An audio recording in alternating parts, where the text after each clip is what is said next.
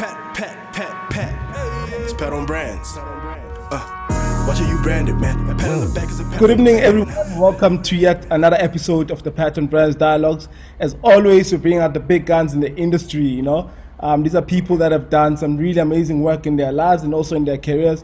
And they come in and share their stories with us. As always, and for the first time ever on the Pat on Brands Dialogues, we actually crossing the borders. We are speaking to someone across the borders of South Africa.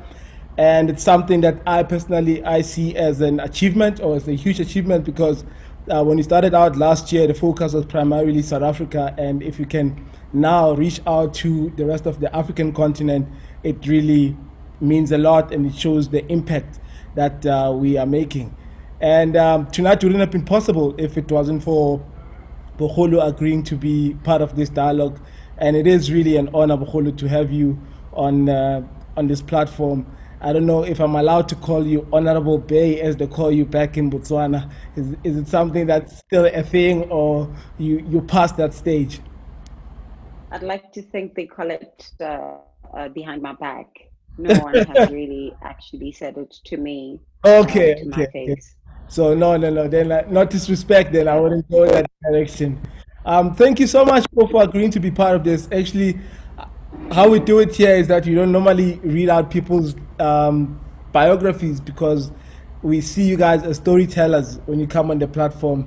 Maybe if you can please share with us your story, who you are, and where you come from, and how did you get where you are today? Okay, well, that could easily become a really long story. But my name is Bogolo Kenewendo, and I'm an economist focusing on Pan-African development solutions. And I was previously the Minister of Investment, Trade and Industry here in Botswana. I'm passionate about Africa. I'm a Pan-Africanist. I study how best we can work together across the continent and realize that Africa that we want and that we deserve. I'm a student of economics. Did my master's in Sussex in the UK. Yeah. The rest is really a melting pot. But it's been a very an exciting journey to get to the point that I am today. Cool. And politics, where did you cross path with politics? How did you get involved? Did you start in varsity and it became... I think actually around university time, we lobbied with a group of friends and colleagues to have youth included in decision making, and it was around that time that we were then appointed as the Botswana youth representatives to the UN, and it kind of just spiraled from there, because we would travel with that now former presidents Remohaye and former vice presidents Reme Rafi, and the conventional spiral. You can't separate decision making with politics. Yeah. And economics with politics. It's political economy. And that's really how it was built. I wanted to influence policies, and eventually I realized the best way to do so was through politics. And I served my time. I did my time, and now I'm back in the private sector. Great. And are you loving it in the private sector? Well, I'd like to think that I am in a sabbatical for a year. My plan for 2020 to travel and see the world and do a few speaking engagements here and there, but COVID had its plans, so my travel plans have been halted. My resting plans remain the same, and the 40% that I am doing as work, I am enjoying being in the private sector again.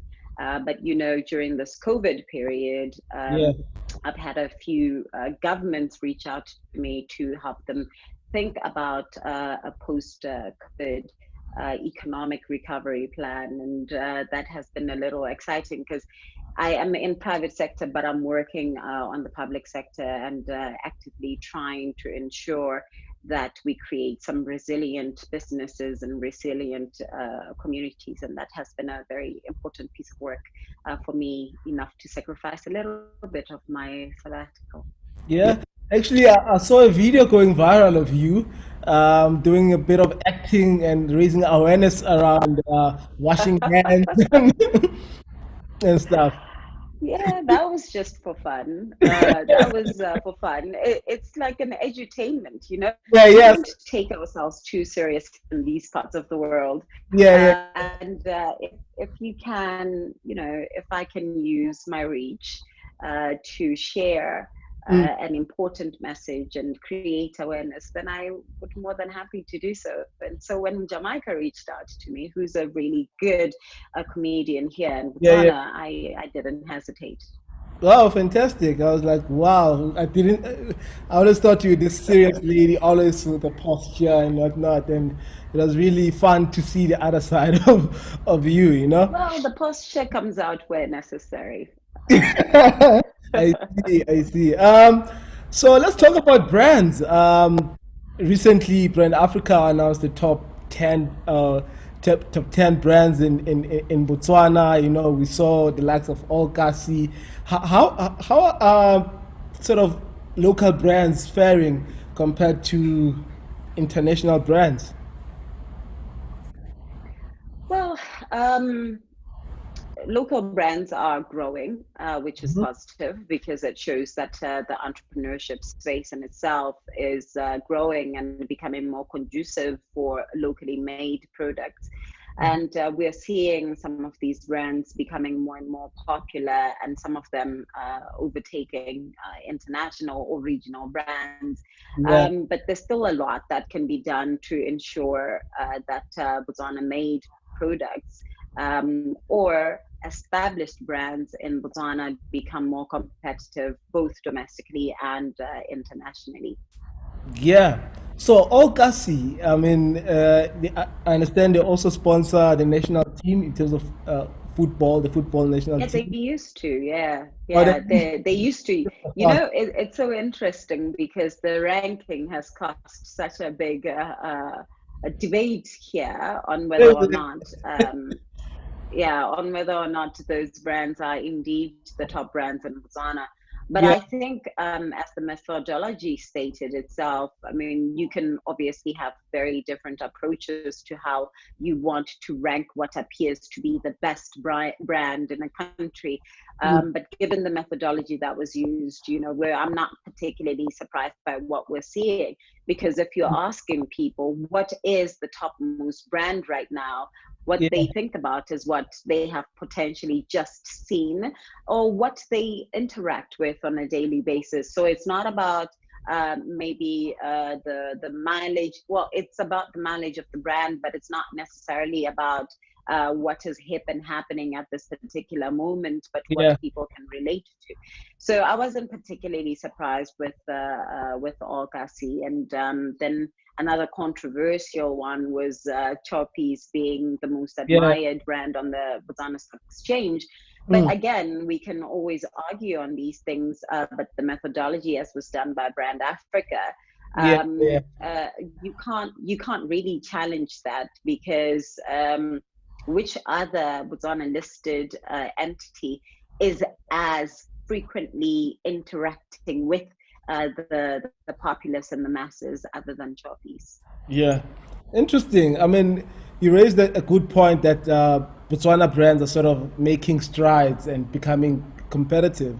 And also, I mean, looking at South Africa as well, I don't think the challenges we're facing from a brand's perspective is too different from any other African country for that matter, because we see an influx of global brands coming in and becoming dominant players in the market. What do you think are some of the challenges that African brands are facing, or what is it that they're lacking?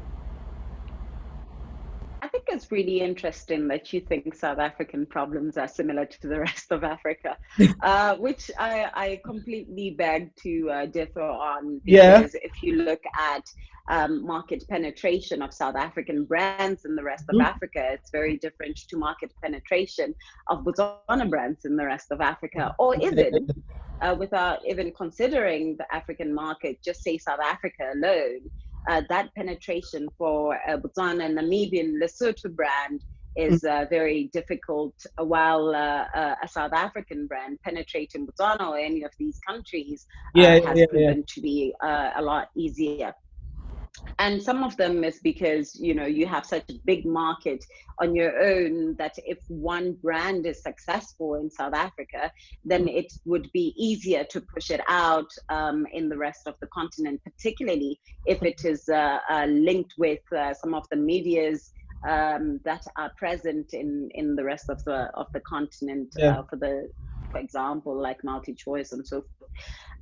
But some of our challenges in the continent, and having first is having to compete with each other and not agreeing on regional value chains and how we're going to support intra-industry development across borders. And in SAC, there's an example, and we're seeing this coming out in the implementation of the AFTA. This Mhm. is taking quite a long time because, again, we are unable to identify areas where we want to support each other and to have a regional or continental value chain program or a plan. And the key issue is essentially just if our brands are not on the shelves, if our brands are not in big commercials, then brand recognition, association, and brand mileage will Yeah, be limited. absolutely. But do you think is there any role that governments can play in terms of counteracting that phenomenon, in terms of ensuring that local brands do get enough airtime on radio or on TV? They do get that shelf space in a big retail shop. Is there a role that governments can play?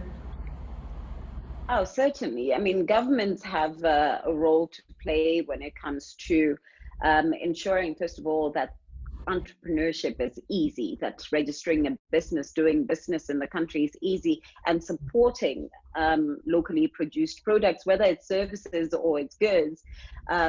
Just the ease of that process is one way of getting brands out there. Because if you don't have the products being made locally, then there's nothing to put on the shelves or nothing to Yeah.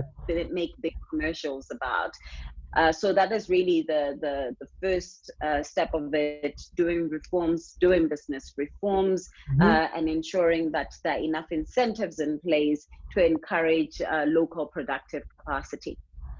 And then it Mhm. is by using government's financial muscle to support these products, to support these brands, support these services that are being put out, and have them leverage off of this financial muscle and grow from there.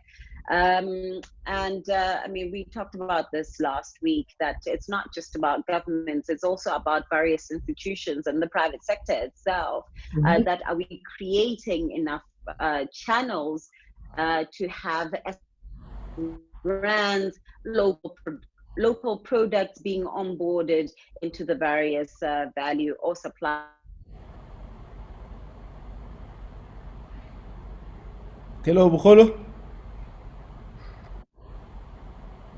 Yes, can you hear me? Yeah, I can hear you now. I lost you for like 5 seconds. If you don't mind, please repeat what you were saying. No, I was saying it's also up to the private sector to also to ensure that there's onboarding of local brands, local products, local Mhm. services as part of the value and the supply chains. Okay, cool stuff. In terms of from a legislation point of view, I mean, also I understand there needs to be some sort of a balance between what localizing and foreign direct investments, for example. Whereas if you were to give priority to local brands versus foreign brands, do you think government is that an idea that they can entertain? I don't think the two are mutually exclusive. Okay. I've never thought the two are mutually exclusive. I think in the same way that you attract FDI, you should attract domestic investment. In the same way that you want to roll out the red carpet for foreign investors, you should do the same for domestic investment, because it is your domestic investment that will create a base that foreign investment can come and develop on top of. And when crises like these ones happen and there's capital flight, we must have a base that we have created for ourselves, or otherwise we have a collapse of economies. Sure. So, in terms of My friends have come to visit. I have birds up here. You can, that's nice. I can also see too behind you, the nice picture of elephants there. Fantastic. I mean, look, thank you. in terms of, I understand that you say the two aren't really mutually exclusive. Do you think maybe there's a role that even Mm. marketing can play in terms of changing perception, of these governments towards even domestic investments for that matter? Because like you rightfully said, the same way we'll be rolling out the red carpet for Coca-Cola into Botswana, we should be rolling out the red carpet for Emahlangu investments for that matter. Yeah. But obviously the needs are different, right?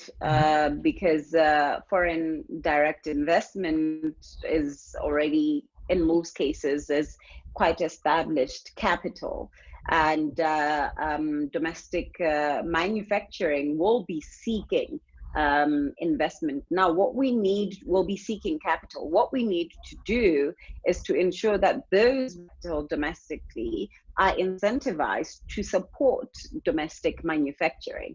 Because if we're just incentivizing the production side of it and not the capital side, then we will not win. We will not see the desired outcomes that we want. Okay, so I mean, today actually, I'm not sure if you followed the SA News. The Stats SA actually issued a report on the unemployment figures, which are quite staggering. About 41% of SA youth is unemployed; they can't find jobs, and local manufacturing has always been something that we've been talking about, that we need to start manufacturing stuff locally.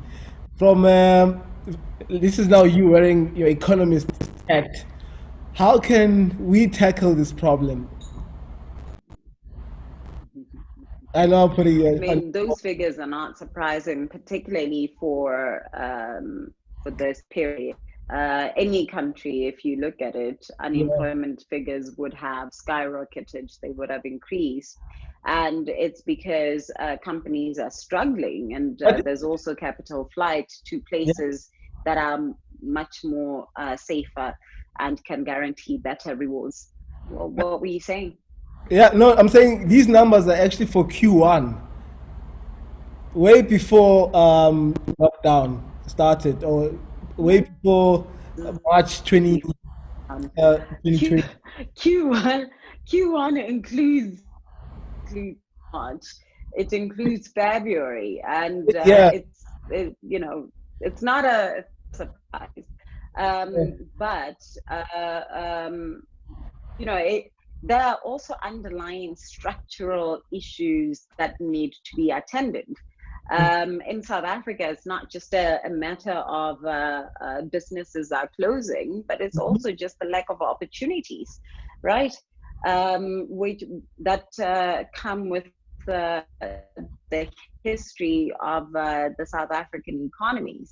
And yeah, so, in other parts of the world, like here, what we're looking at for an economic recovery plan is having government stimulus, fiscal stimulus, yeah. that will boost various sectors. The tourism sector being one of them, because it's one of the largest employers, and it's being badly affected from 1.8 million visitors to zero. And South Africa is about 10 times that size. So Yeah. you can when an industry goes to zero, and all jobs that are associated with that sector are not protected. So wage subsidies are one way of doing so, but also just need to look at a more holistic approach to sectoral and structural challenges, including reviewing taxes, deferring them, and using some of the funds that are available to buffer those industries. And so the plan needs to go just beyond. Actually, I think what we need to do now is to think about more of the long term rather than just the short term. Because in the short term, we're providing wage subsidies, but what should we do in the long term to ensure sustainable job creation? And incentivizing industries is one of the ways. Incentivizing capital also one of the ways to ensure that we are seeing economic growth. But we have to also invest in infrastructure. If we're not investing in the right infrastructure, like right now, missing out on ICT infrastructure investment can prove to be quite detrimental, and we could lose on that first mover's advantage. Sure. It's incredible what you're saying. You know, obviously ICT, I think it presents humongous opportunities for the economies. I was speaking to one of my friends yesterday regarding how the internet has sort of democratized the economy. You know, has enabled so many people to now become active participants in the economy. And I just hope that, like you say, governments throughout the continent, for that matter, they actually prioritize connectivity more than anything. I mean, just to be clear, when we talk about digitalization, it's not just about online solutions, because I know a lot of people say, okay, but people don't have access to data or to internet. But we have seen a lot of offline mobile-based solutions that can help to plug that gap that exists and help us to really reduce the digital divide. And for one of my clients, what we've been looking at as an example is using the mobile numbers as the ID, because they do not have ID infrastructure in that particular country. So we are having to come up with more innovative ways of ensuring that government service delivery is efficient and is as transparent as possible, but it's also in line with the aspirations of being more digital and working towards the fourth industrial revolution. Interesting. I mean, can I also put you again on the spot? I mean, this fourth industrial revolution, if you think about it. I'm done. I mean, for the longest time, we've been talking about the fourth industrial revolution and it being a thing. Do you think for the next 2 years, should we still be hearing the term fourth industrial revolution is coming or is almost here? And are we going to move on to the next, the fifth industrial revolution, without addressing the fourth industrial revolution? The fourth industrial revolution is not an event. It's not something that we say we're expecting in 2 years. It's a process. It is changing the way we do things over a period of time. It is changing the way that we apply for licenses, changing the way that we apply for leases, the way that we do transactions, recognizing e-signatures in business deals. That is us building what's being more, because the industrial revolution is really essentially about moving from paper and manual and less efficient processes to more efficient ways of doing things. And we are proving that those systems exist, and we don't have to start from scratch, particularly for us in the continent. But there are things that we know better that the rest of the world doesn't, like mobile money and other mobile-based applications that we can use to our advantage to deliver more efficient services. Yeah, because the reason why I'm bringing this up is that I think more than anything, it has somewhat become a buzzword. You know, I mean, in 2016, when I was doing my master's, I actually did it on big data and social media, which is a huge component of the fourth industrial revolution if you had to look at like things like AI, big data, and stuff like that. And Yeah. almost 4 years later, it's still like a buzzword. Even some politicians also use it as a way of sort of galvanizing support and things like that. I remember, was it last year? I think it was during a parliamentary seating, and so, oh, actually, they were appointing the CEO of SABC. That's when they were still looking for the CEO. And during the interview, this one guy came in and said, the fourth industrial revolution presents huge opportunities for the country, blah blah blah. And someone really asked the opposition party asked a really simple question. It's like, okay, we hear you saying the fourth industrial revolution has these opportunities for us, but can you briefly take us 3 steps back? What was the first and the second and the third revolutions about? And yeah, he just couldn't answer, and that's why the reason why I'm asking you this question is just the how it has become a buzzword more than Yeah, but it's unfortunate that they were unable to respond to what the first and the second and the third were. yeah. But here I mean, listen, just to put it in the simplest ways, and I used to argue this, that people shouldn't immediately think it's about AI and it's about robots replacing humans. No, it's Mm-mm. about how do we do something better from the way that we've always done it. That's Yeah, all it is. It's about efficiency. It's about figuring out how to reach people faster, and how to reduce costs. That's what yeah. the fourth industrial revolution is all about, Okay. essentially. When we moved, as one friend put it, when we moved from coal powered trains Hmm. to electric trains, it happened, and we thought it was quicker, would get us places faster. There were now Yeah. things, right? And that's essentially what it is. How do we move data, Hmm. information faster, Absolutely.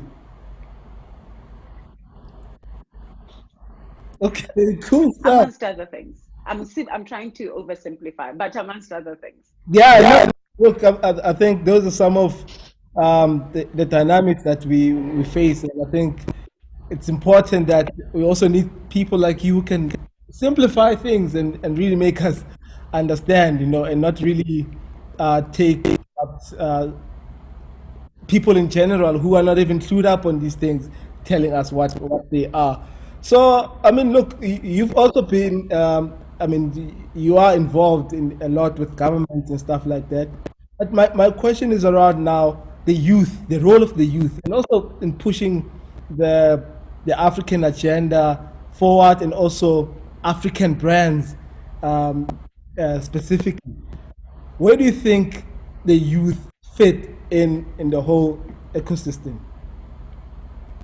Well, the trends are really made by young people, and when we start recognizing our own brands and spending money in those brands, then we see the change. So the first is recognizing that we need to circulate our pula, our rand a little bit longer within our communities, and ensure that we all get a share of that money. And it's vocal. It's about really pushing for what you believe in, pushing for the ideals of a more inclusive society, and particularly in business. Yeah, Because if we don't hold ourselves accountable, then we won't be able to hold the government accountable. Supporting brands and supporting local isn't just a government thing, and shouldn't be pinned on government, but it should be about all of us. It should become a way we should be more deliberate yeah, about supporting local. Now, on the bigger African agenda, we need to know what's already in place. We need to know what has been negotiated on. We need to be very well versed on the issues and the politics, and we shouldn't just give up on these spaces by saying, it has too many old people, or they're just it's a talk shop. but we should be active, because this is the apathy that actually in the end results in the wrong people being in the right positions, and the wrong people benefiting from things that are due. And it's because we become placed challenges that we've had our older generations. We've had the likes of Kwame Nkrumah, Sarazahama here, that have led their own revolutions. They've led their independence revolutions. It was all political. My challenge is that it is for our generation to lead economic revolutions, to ensure that we as Africans are more incorporated within our economies and we recognize our own, which is why some people are so excited when they see how do you say her name? The artist. Which artist? You know her name, Esther Mahlangu? Yeah, Esther Mahlangu. Actually, that's Yes, my grandmother. You also know I'm also Pet Mahlangu, so she's my grandmother by default. Okay. Oh my God. Yeah. But I'm saying that is why when we see brands like that penetrate in the international space, we get excited, Yeah. because it is showing that it is possible. But it will not be possible if we not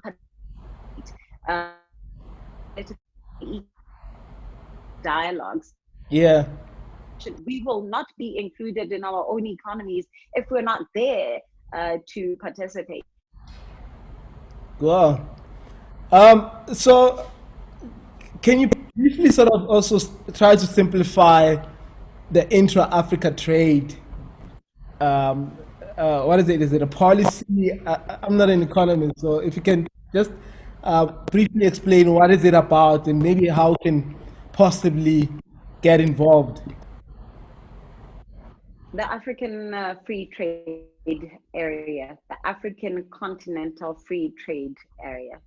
It's a trade agreement by African countries to try to ensure that we increase intra-African trade. That essentially means that as a South African, you can trade more easily with a Botswana, as a Botswana more easily with an Egyptian more easily with the Ugandan. Yeah. And those negotiations have been ongoing and were concluded last year. And the agreement was supposed to kick into effect this July, but it has since been deferred because of COVID. But I believe that this is actually the right time for us to stress test the AFCFTA to see just how best open up supply chains within the continent and how best we can support each other when the other various regions are reducing their exports to the rest of the world. Okay, so like say for example, I am Theo Baloyi, founder of Batu, which is a proudly South African sneaker brand, and now I wanna penetrate the African market. So where do I start if I wanna make use of the intra-Africa trade channels? Do I go to my consulate? How do I go about? First Google AFCFTA. Yeah. And then understand it a little better. Yeah. But seriously, visit your Department of Trade, Okay. wherever you are in the world, in the continent, and go and understand what has been negotiated for, what has been made easier. Because again, it's not every product that will be easier to trade within the continent, but Yeah. every country has negotiated for special products. Some countries have even opted to protect some products in some industries, which means if you're trying to import to them, it will still be a lot more expensive. There will be some barriers, and that is because those are very important sectors to them. Oh, But please visit your DTI. cool stuff. Cool stuff. Thank you so much, Bogolo. I think it's been a fruitful dialogue, and I certainly learned a lot from you. And I can see, I hope so.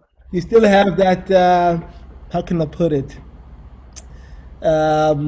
Diplomatic way of addressing issues. Well,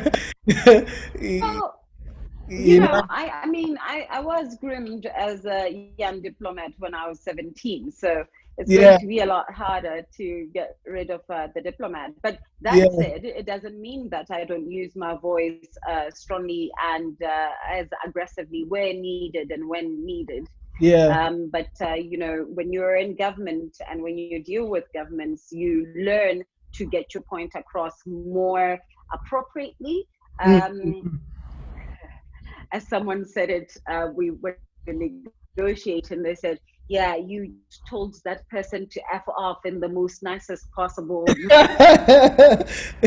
Yeah, no, I could tell even when I was just, off ramping a bit. You could, say, "Come on, use Google, Pat." So what's next for you? Where can people get a hold of you if maybe there's something or they have questions? Are you active online? Where can they find you? Or what's the easiest way of getting a hold of you? Can you? Yes, I can hear you. I'm active online on Twitter. I'm at Bogolo Kenewendo, and on Instagram I understand people have created fake accounts. Check. Sure.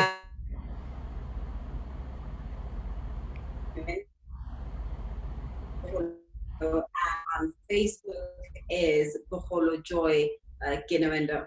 And I try to keep as active as I can, but again, I have decided that it's Sabbatical year, so I am not as active as I was in the previous years. I'm just going to keep my peace, sentiment, and enjoy